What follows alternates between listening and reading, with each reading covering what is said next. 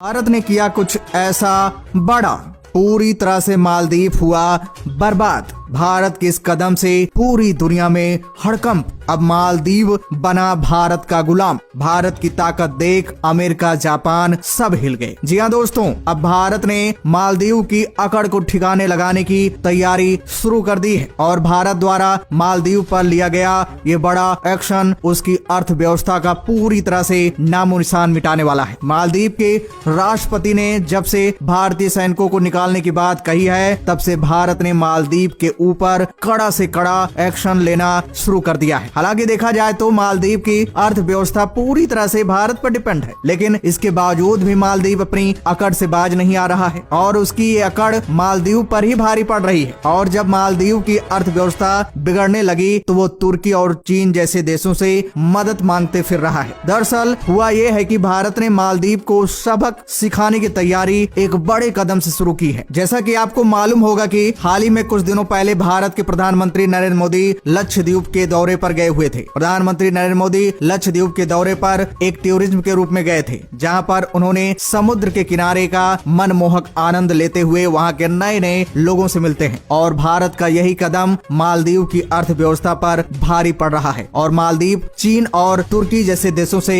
मदद मांग रहा है। आपको बता दें कि मालदीव की जो ज्यादातर अर्थव्यवस्था है वो केवल टूरिज्म सेक्टर से ही बनी हुई है और वो भी केवल भारत के बलबूते, क्योंकि भारत के ज्यादातर लोग मालदीव में छुट्टियां बिताने जाते हैं, जिससे मालदीव को काफी बड़ा फायदा होता है। यही नहीं, इसके अलावा भी भारत के समुद्री रास्ते से मालदीव जाने वाले कार्गो शिप ने अपने रास्ते को बदलना शुरू कर दिया है। पूरी खबर क्या है इस वीडियो में जानेंगे। उससे पहले भारत जिस तरह से मालदीव को सबक सिखा रहा है, उसके लिए इस वीडियो को लाइक करिए और कमेंट बॉक्स में जय हिंद लिखना मत भूलिएगा। दोस्तों, मेन खबर यह है कि जब तक मालदीव के पुराने राष्ट्रपति थे, तब तक मालदीव और भारत का रिलेशन काफी अच्छा था और भारत से छुट्टियां मनाने के लिए लाखों की तादाद में टूरिस्ट मालदीव घूमने जाया करते थे और मालदीव की पूरी अर्थव्यवस्था केवल भारत के ही बलबूते टिकी हुई थी। और मालदीव को जब भी किसी मदद की जरूरत पड़ती थी तो सबसे पहले भारत ही मालदीव को मदद पहुंचाता था। लेकिन जब से मालदीव के नए राष्ट्रपति मोहम्मद मोईद हुए हैं, तो उन्होंने शुरुआती दौरे में ही भारत के सभी सैन्य कर्मियों को बाहर निकालने की तैयारी शुरू कर दी है। वैसे देखा जाए तो इन सैनिकों की संख्या बहुत ज्यादा नहीं है, केवल 77 ही ऐसे सैनिक हैं जो मालदीव में सैन्य कर्मी के रूप में अपनी सेवा देते हैं। लेकिन मालदीव को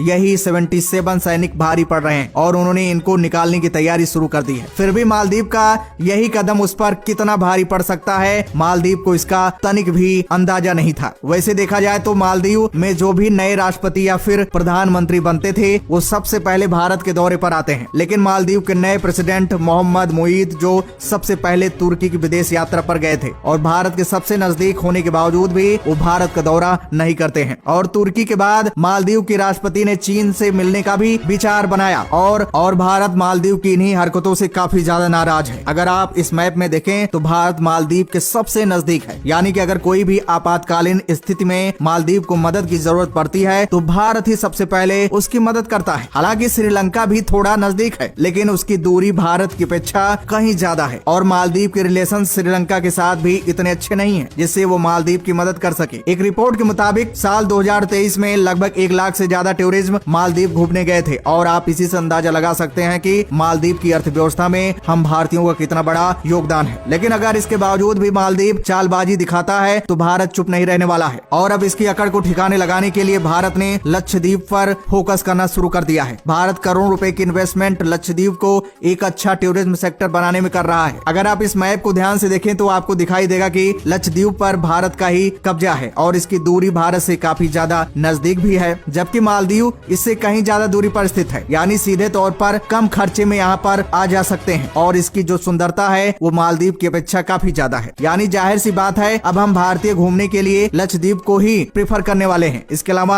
हाल ही में कुछ दिनों पहले मालदीव जाने वाले एक जहाज पर भारत ने जीएसटी ठोक दिया था, जिसके कारण उस कार्गो जहाज ने बीच समुद्र में ही अपने रास्ते को बदल दिया। भारत लक्षद्वीप के अलावा अंडमान और निकोबार में भी टूरिज्म सेक्टर को बढ़ावा देने की तैयारी बना रहा है। आपको बता दें कि भारत मालदीव को प्याज, आलू, टमाटर और अन्य सभी खाने पीने के आइटम एक्सपोर्ट करता है और मालदीव खाने पीने की वस्तुओं में केवल भारत पर ही डिपेंड है। और ऐसे में अगर मालदीव किसी दूसरे देश से खाने पीने की वस्तुएं इंपोर्ट करता है तो उसकी ट्रांसपोर्टेशन कॉस्ट बढ़ जाएगी। यानी कि भारत मालदीव को सबसे कम दाम में खाने पीने की वस्तुएं एक्सपोर्ट करता है। और अब भारत ने जब मालदीव पर एक्शन लेने की शुरुआत कर दी है तो खाने पीने की वस्तुओं का एक्सपोर्ट भारत रोक सकता है। अगर मालदीव तुर्की से भी खाने पीने की वस्तुएं इंपोर्ट करने के बारे में सोचता है तो सबसे पहले नुकसान यह है कि ट्रांसपोर्टेशन कॉस्ट बढ़ जाएगी। यहाँ तक कि भारत तुर्की को भी खाने पीने की वस्तुएं समेत ऑटोमोबाइल कंपोनेंट एक्सपोर्ट करता है और ऐसी स्थिति में भारत ये एक्सपोर्ट रोक भी सकता है, क्योंकि भारत को मिडिल ईस्ट समेत लगभग सभी अरब देशों का फ्री मार्केट एक्सेस मिला हुआ है, जहां पर भारत अपने प्रोडक्ट को ड्यूटी फ्री इंपोर्ट और एक्सपोर्ट कर सकता है। अगर मालदीव से भारत के इंपोर्ट को देखा जाए तो मालदीव भारत को केवल क्रूड ऑयल यानी कि कच्चा तेल एक्सपोर्ट करता है और वो भी भारत अपनी बहुत ही कम जरूरतों का क्रूड ऑयल मालदीव से इंपोर्ट करता है। और ऐसा इसलिए क्योंकि भारत को रसिया समेत कई सारे अरब देश ऑलरेडी सस्ते दामों में क्रूड ऑयल बेच रहे हैं और वैसे भी अब क्रूड ऑयल की जरूरत धीरे धीरे खत्म होती चली जा रही है और इसकी जरूरत केवल इंडस्ट्री और फैक्ट्री में ही रह जाने वाली है, क्योंकि भारत समेत सभी देश रिन्यूएबल एनर्जी पर काम करना शुरू कर चुके हैं और इसमें भारत की रिलायंस, अदानी ग्रुप और GSW जैसी बड़ी बड़ी कंपनियां ऑलरेडी पार्टिसिपेट कर चुकी हैं। और हाल ही में भारत ने यूएई यानी कि संयुक्त अरब अमीरात से सीधे रुपए में कच्चे तेल को खरीदने की डील फाइनलाइज की है, जिसमें आगे चलकर भारत सस्ते दामों में एक बड़ी मात्रा में क्रूड ऑयल खरीदने वाला है। इसके अलावा भारत खुद अब सेल्फ डिपेंडेंट होना चाहता है और अंडमान निकोबार में रुके हुए तेल कुएं के प्रोजेक्ट पर फिर से काम स्टार्ट कर दिया है। जानकारों का मानना है कि यहाँ पर लगभग 70 मिलियन टन क्रूड ऑयल का भंडार मौजूद है, जिसमें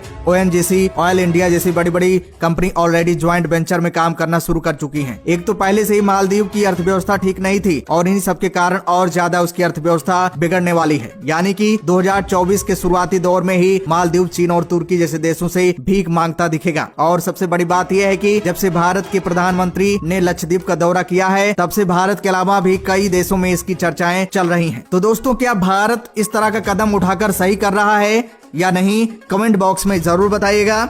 और दोस्तों, वीडियो को लाइक करिए, शेयर करिए, सभी तक शेयर करिएगा, सभी तक ये जानकारी पहुंचनी चाहिए। तो दोस्तों, जय हिंद, जय भारत।